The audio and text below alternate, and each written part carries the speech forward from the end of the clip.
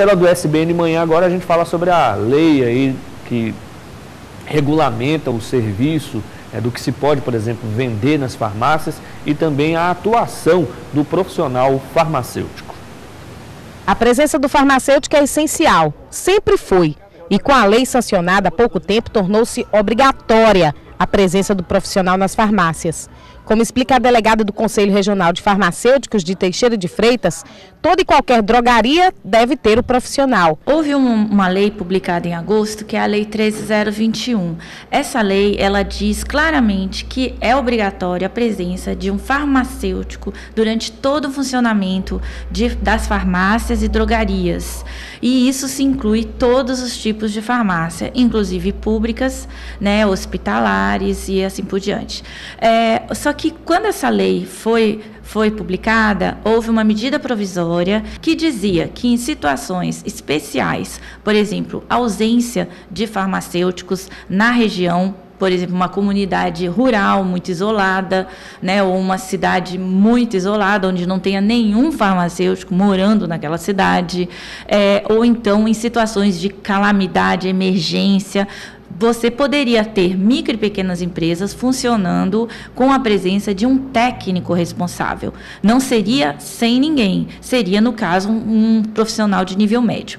Então, isso está dando um entendimento equivocado de que as drogarias e as farmácias podem funcionar sem o farmacêutico responsável. E isso não é verdadeiro. Ela diz ainda que a lei tem algumas exigências que não vão ser cobradas neste momento, como a venda de produtos que não têm a ver com a área, como rações, comidas e outros. São permitidos cosméticos, tá? Cremes, shampoos, esmaltes são permitidos. São permitidos correlatos, que são alguns equipamentos que são usados, por exemplo, aqueles produtos ortopédicos, né? Podem ser vendidos. E são permitidos também alguns tipos de alimentos para dietas. Então, são alimentos específicos, né? Para pessoas, por exemplo, alérgica, um leite para pessoa alérgica, isso é permitido. Mas, por exemplo, um leite em pó normal, ele não é permitido. Alimento de nenhuma forma, bombom, bala, chocolate, não é permitido. A medida provisória ainda está tramitando para, enfim, se tornar lei e garantir o serviço de farmácia com eficiência para os usuários. A Lei 13.021 transforma a farmácia em um estabelecimento de saúde, isso desde o dia 8 de agosto. Nessa rede de farmácias com 80 estabelecimentos, o farmacêutico é uma figura obrigatória. Aqui são 3.